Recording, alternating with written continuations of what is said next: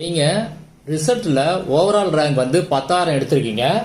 ஆனால் TNPSC announce பண்ண vacant ஒரு 5,000 அப்படின்னு வச்சுக்கிங்க. இப்போ உங்களுக்கு போஸ்டிங் கிடைக்குமா அப்படின்னா கண்டிப்பாக கிடைக்கும். எப்படி? இப்போ நீங்கள் ஸ்க்ரீனில் பார்க்குறது கவுன்சிலிங் மெமோ. இதுதான் கவுன்சிலிங்க்கு உங்களுக்கு வர்ற மெமோ. இதில் தரவரிசை எண், அதாவது ஓவரால் ரேங்க் தரவரிசை எண் 59,164 எடுத்திருக்காங்க. இவங்களுடைய ஓவரால் ரேங்க் பொசிஷன் தரவரிசை எண் வரிசை எண், அதாவது ரேங்க் பொசிஷன் 8,172க்கு மாறி இவங்க எப்படி போஸ்டிங் எடுத்தாங்க அப்படிங்கிறத டீட்டெயிலாக இந்த வீடியோவில் பார்க்கலாம். அதுக்கு முன்னாடி இந்த ரிசல்ட்டில் என்னென்ன செக் பண்ணணும் அப்படின்னு கிளியராக தெரிஞ்சாதான் உங்களுக்கு இது ஃபுல்லாக புரியும். முதல்ல உங்கள் தமிழ் எலிஜிபிலிட்டி மார்க் போட்டிருப்பாங்க, அடுத்தது டோட்டல் மார்க் போட்டிருப்பாங்க. இந்த தமிழ் எலிஜிபிலிட்டி மார்க்கை ஏன் மென்ஷன் பண்ணுறாங்க அப்படின்னா, நீங்கள் அதில் 150க்கு 60 மார்க் எடுத்தாதான் பாஸ், இல்லைன்னா நீங்கள் ஃபெயில். அது எங்கே மென்ஷன் பண்ணுவாங்க அப்படின்னா, இதுலேயே இந்த ரிமார்க்னு இருக்கு பார்த்தீங்களா, அதில் மென்ஷன் பண்ணுவாங்க. அப்படி நீங்கள் தமிழில் 60க்கு கீழே எடுத்தீங்க, ஃபெயில் ஆகிட்டீங்க அப்படின்னா அதுக்கு பிறகு உங்களுக்கு மற்ற பேப்பர்லாம் அவங்க எவாலுவேட் பண்ண மாட்டாங்க. அடுத்தது உங்கள் கம்யூனிட்டி செக் பண்ணிக்கிங்க, உங்கள் ஜெண்டர் செக் பண்ணிக்கிங்க, பிஎஸ்டிஎம்னா பிஎஸ்டிஎம் இருக்கான்னு செக் பண்ணிக்கிங்க. அடுத்தது ஸ்பெஷல் கேட்டகரி அப்ளை பண்ணியிருந்தீங்க, அதாவது பிடபிள்யூடி கேண்டிடேட் இல்லைன்னா டிடபிள்யூ கேண்டிடேட் பண்ணியிருந்தீங்கன்னா அது இருக்கான்னு ஒரு தடவை செக் பண்ணிக்கிங்க. அடுத்தது நீங்கள் என்னென்ன போஸ்ட்டுக்கு என்னென்ன ரேங்கிங்கில் இருக்கீங்க அப்படின்னு இருக்கும். அடுத்தது என்னென்ன போஸ்ட்டுக்கு எந்தெந்த டிபார்ட்மெண்ட் உள்ள போஸ்ட்டுக்கு நீங்கள் எலிஜிபிள் அப்படின்னு சொல்லி அதை குரூப்பாக போட்டிருப்பாங்க. இப்போ முதல் போஸ்ட் எடுத்துக்கிட்டிங்கன்னா, அதாவது ஜூனியர் அசிஸ்டன்ட் இன்க்ளூடிங் விஏஓ, இந்த போஸ்ட் இங்கே எடுத்துட்டிங்கன்னா இப்போ இதில் ஒரு குரூப்பாக போஸ்ட் கொடுத்துருக்காங்க. இது எல்லாருக்குமே காமனாக வராது, எல்லாருக்குமே மாறி மாறி வரும். சில பேர் சில போஸ்ட்டுக்கு எலிஜிபிளாக இருப்பீங்க, சில பேர் அந்த போஸ்ட்டுக்கு எலிஜிபிளாக இருக்க மாட்டீங்க. இது எப்படி டிஃபர் ஆகுது அப்படின்னு பார்க்கலாம். குரூப் 4க்கு என்ன குவாலிஃபிகேஷன் அப்படின்னா, குரூப் 4க்கு மினிமம் குவாலிஃபிகேஷன் 10th மட்டும் இல்லை, +2வும் குவாலிஃபிகேஷன், டிகிரியும் குவாலிஃபிகேஷன். நீங்கள் டிகிரி சர்டிஃபிகேட் சப்மிட் பண்ணியிருந்தீங்க அப்படின்னா நீங்கள் டிகிரி எந்தெந்த போஸ்ட் எலிஜிபிளோ அதுக்கும் நீங்கள் எலிஜிபிள், +2க்கு என்னென்ன போஸ்ட் எலிஜிபிளோ அதுக்கும் நீங்கள் எலிஜிபிள், 10th போஸ்ட் என்னென்ன இருக்குதோ அதுக்கும் நீங்கள் எலிஜிபிள். அதே மாதிரி நீங்கள் +2 முடிச்சு +2 சர்டிஃபிகேட் நீங்கள் ப்ரொடியூஸ் பண்ணியிருந்தீங்க அப்படின்னா நீங்கள் +2 ஜாபுக்கும் எலிஜிபிள், அதே மாதிரி 10th ஜாபுக்கும் நீங்கள் எலிஜிபிள். நீங்கள் 10th மட்டுமே அப்ளை பண்ணியிருந்தீங்க அப்படின்னா உங்களுக்கு 10th போஸ்ட் மட்டும்தான் நீங்கள் எலிஜிபிள் ஆவீங்க. இப்போ நீங்கள் ஸ்க்ரீனில் பார்க்குறது குரூப் 4க்கு லாஸ்ட் இயராக நடந்த கவுன்சிலிங்கோடைய சிவி லிஸ்ட் தான் இது. இதில் என்ன கொடுத்துருக்காங்க அப்படின்னா, ஜூனியர் அசிஸ்டன்ட் டிகிரி, அதாவது ஜேஏ போஸ்ட் டிகிரி யார் முடிச்சிருக்காங்களோ அவங்களுக்கு மட்டுமே எலிஜிபிளான போஸ்ட் தான் இந்த போஸ்ட். இந்த ஜேஏ போஸ்ட்டில் +2 முடித்தவங்களோ 10th முடித்தவங்களோ காம்படிட் பண்ண முடியாது. இப்போ நீங்கள் ஸ்க்ரீனில் பார்க்குறது அதே குரூப் 4 2024 ஜூனியர் அசிஸ்டன்ட் ஹெச்எஸ்சி, அதாவது +2 முடித்தவங்களுக்கான ஜேஏ போஸ்ட்டு. இதில் யார் காம்படிட் பண்ணலாம் அப்படின்னா, +2 முடித்தவங்க காம்படிட் பண்ணலாம். அது மட்டும் இல்லாமல் டிகிரி முடித்தவங்களும் இதில் காம்படிட் பண்ணலாம். 10th முடித்தவங்க இந்த போஸ்ட்டில் காம்படிட் பண்ண முடியாது. இப்போ நீங்கள் ஸ்க்ரீனில் பார்க்குறது அதே குரூப் 4 2024 என்ன போஸ்ட்டுக்கு அப்படின்னா, ஜூனியர் அசிஸ்டன்ட் பில் கலெக்டர். இந்த போஸ்ட்டுக்கு என்ன குவாலிஃபிகேஷன் அப்படின்னா 10th மட்டும்தான். இப்போ இந்த போஸ்ட்லலாம் யார் காம்படிட் பண்ணலாம் அப்படின்னா, 10th முடித்தவங்க காம்படிட் பண்ணலாம், +2 முடித்தவங்க காம்படிட் பண்ணலாம், டிகிரி முடித்தவங்க காம்படிட் பண்ணலாம். இப்போ குவாலிஃபிகேஷனை வச்சு உங்களுக்கு என்னென்ன போஸ்ட் எலிஜிபிள் அப்படின்னு செலக்ட் பண்ணி அந்த குரூப்பை கொடுத்துருப்பாங்க. இப்போ இந்த குவாலிஃபிகேஷன் மட்டும்தான் இதை ஃபிக்ஸ் பண்ணுதா அப்படின்னா, குவாலிஃபிகேஷன் மட்டும் இல்லை, ஏஜ், உங்களுக்கு என்ன வயசு இருக்கோ அந்த வயசை பொறுத்தும் உங்களுக்கு இந்த குரூப் மாறும், என்னென்ன போஸ்ட் அப்படின்னு சொல்லி மாறும்.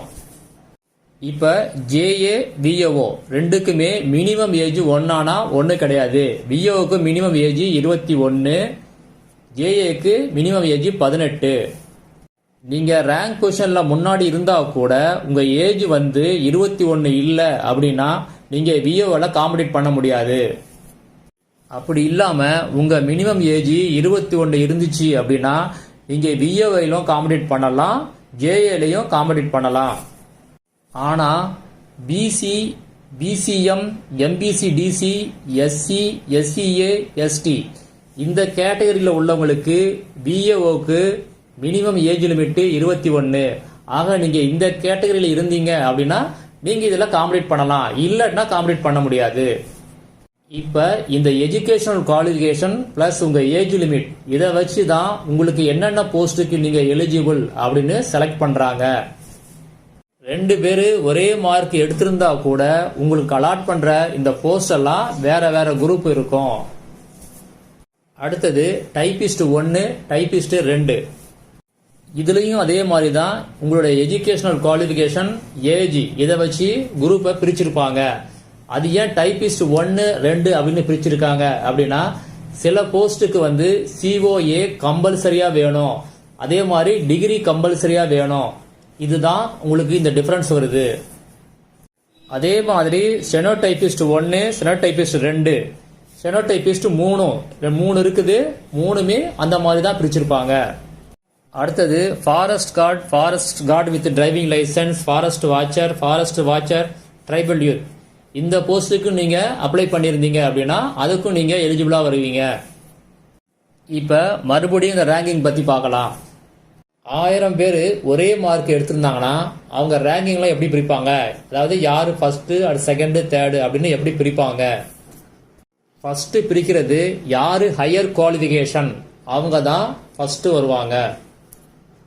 இப்போ மார்க்கும் குவாலிஃபிகேஷனும் சேமா இருக்கு அப்படின்னா அடுத்தது ரேங்கிங் எப்படி போவாங்க அப்படின்னா ஏஜ்ல யாரு சீனியரோ அவங்க தான் ரேங்கிங்கில் முன்னாடி வருவாங்க. இப்போ மார்க்கு, குவாலிஃபிகேஷன், ஏஜ் இது 3மே சேமா இருக்கு அப்படின்னா அடுத்தது எங்க வருவாங்க அப்படின்னா நீங்க அப்ளிகேஷனை யாரு முத சப்மிட் பண்ணீங்க ஆன்லைன்ல அப்படின்னா அவங்க தான் ஃபர்ஸ்ட் வருவாங்க. அப்படி அப்ளிகேஷன் நீங்க சப்மிட் பண்ணும்போது உங்க அப்ளிகேஷன் நம்பர் முன்னாடி இருக்கும், அதனால ஆட்டோமேட்டிக்கா நீங்க தான் முன்னாடி வருவீங்க. டைப் ரைட்டிங் ஷார்ட் ஹேண்ட் இதுல எப்படி ரேங்கிங் எடுப்பாங்க அப்படின்னு பார்க்கலாம். ஃபர்ஸ்ட் உங்க மார்க்கை பார்ப்பாங்க. மார்க் சேமா இருக்கு அப்படின்னா அடுத்தது என்ன பார்ப்பாங்க அப்படின்னா டைப் ரைட்டிங் ஷார்ட் ஹேண்ட்ல நீங்க 2மே ஹையர் முடிச்சிருக்கணும். அதாவது போத் தமிழ் அண்ட் இங்கிலீஷ் 2மே ஹையர் முடிச்சிட்டீங்கன்னா நீங்க ஃபர்ஸ்ட் வருவீங்க. தமிழ் ஹையர், இங்கிலீஷ் லோயர் அப்படின்னா நீங்க அடுத்த ரேங்க்ல வருவீங்க. இங்கிலீஷ் ஹையர், தமிழ் லோயர் அப்படின்னா நீங்க அதுக்கு அடுத்த ரேங்க்ல வருவீங்க. இப்ப இது எல்லாமே ஒன்னா இருந்துச்சு அப்படின்னா அடுத்தது குவாலிஃபிகேஷன், எஜுகேஷனல் குவாலிஃபிகேஷன் ஹையரா உள்ளவங்க முன்னாடி வருவாங்க. அதுக்கு பிறகு ஏஜ்ல உள்ளவங்க முன்னாடி வருவாங்க. அதுக்கு பிறகு யாரு ஃபர்ஸ்ட் அப்ளிகேஷன் சப்மிட் பண்ணாங்களோ அவங்க தான் ஃபர்ஸ்ட் வருவாங்க. இப்ப இந்த கவுன்சிலிங் மெமோல 59,164 ஓவரால் ரேங்க் உள்ளவங்க ரேங்க் பொசிஷன் 8,172க்கு எப்படி வந்தாங்க அப்படின்னு பார்க்கலாம். எக்ஸாம்பிளுக்கு உங்களுக்கு 10,000 வேகன்சி இருக்கு அப்படின்னா அதுல ஜெனரல் டர்ன் பொது பிரிவில் ஒரு 4,000 வேகன்சி இருக்கு அப்படின்னா யார் ரேங்க் படி இருக்காங்களோ அந்த சீனியாரிட்டி ரேங்க் படி உங்களுக்கு அந்த 4,000 போஸ்டையும் ஃபில்அப் பண்ணிடுவாங்க. மீதி உள்ள 6,000 போஸ்டை எப்படி ஃபில்அப் பண்ணுவாங்க அப்படின்னு பார்க்கலாம். Rule of reservation of appointment அப்படின்னு டிஎன்பிசி சொல்றாங்க. அதாவது ரிசர்வேஷன் படி மறுபடியும் ஒரு ரேங்க் லிஸ்ட் எடுப்பாங்க. யாருன்னா அந்த 6,000 போஸ்டுக்கும் ரிசர்வேஷன் படி ஒரு சீனியாரிட்டி ரேங்க் லிஸ்ட்டை எடுப்பாங்க. அதாவது ஒவ்வொரு கம்யூனிட்டிக்கும் ஒரு ரிசர்வேஷன் இருக்கும், அந்த ரிசர்வேஷன் படி எடுப்பாங்க. அடுத்தது உமன் கேண்டிடேட் இவங்களுக்கு ஒரு ரிசர்வேஷன் இருக்கு, பிஎஸ்டிஎம் இருக்கு, எக்ஸ் சர்வீஸ்மேன் அவங்களுக்கு இருக்கு, பிடபிள்யூடி கேண்டிடேட் அவங்களுக்கு இருக்கு, டிடபிள்யூ கேண்டிடேட் அவங்களுக்கு ரிசர்வேஷன் இருக்கு. இந்த ரிசர்வேஷன்லாம் வச்சு அந்த மீதி உள்ள 6,000 வேகன்சியும் ஃபில்அப் பண்ணுவாங்க. அப்படி ரேங்க் லிஸ்ட் எடுக்கும்போது தான் உங்க ரேங்க் லிஸ்ட், அதாவது ஓவரால் ரேங்க் வந்து வேற ரேங்க் பொசிஷனுக்கு மாறும். இந்த ரேங்க் பொசிஷன் மாறதுக்கு இன்னொரு முக்கிய காரணம் இருக்கு. அது என்னன்னா நீங்கள் என்னென்ன சர்டிஃபிகேட் அப்லோட் பண்ணீங்களோ அதில் ஏதாவது தப்பு இருந்துச்சு அப்படின்னா அவங்க ரிஜெக்ட் ஆவாங்க. ஆட்டோமேட்டிக்காக அதுக்கு பிறகு உள்ளவங்க முன்னாடி வருவாங்க ரேங்க் பொசிஷனில்.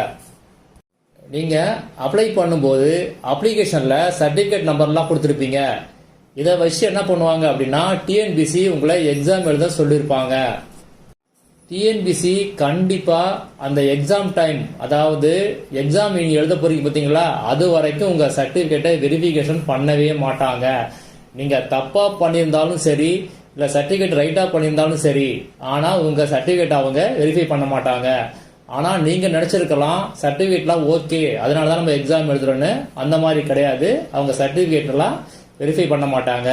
பிறகு எப்போ வெரிஃபை பண்ணுவாங்க அப்படின்னா உங்கள் ரிசல்ட் வந்த பிறகு யாரெல்லாம் கவுன்சிலிங்க்கு செலக்ட் ஆகிருக்காங்களோ அவங்க எல்லாருமே என்ன பண்ணுவாங்க அப்படின்னா சர்டிஃபிகேட்டை அப்லோட் பண்ண சொல்லுவாங்க.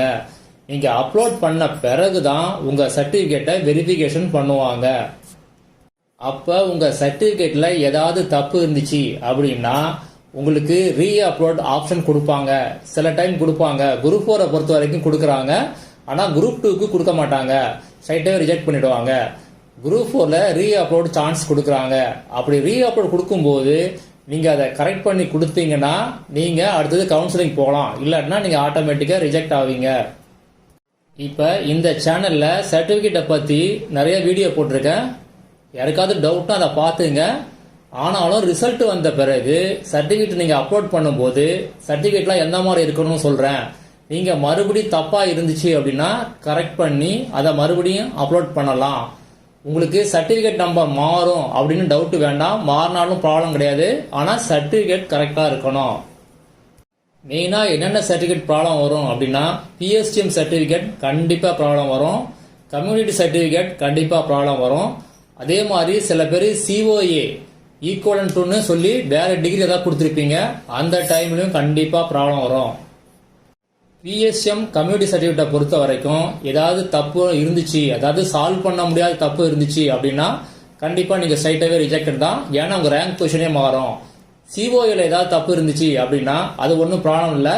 உங்களுக்கு போஸ்ட் வந்து அந்த அவைலபிலிட்டி கம்மியாகும். மற்றபடி வேற ஒன்றும் பெருசாக ஒன்றும் பாதிப்பு வராது.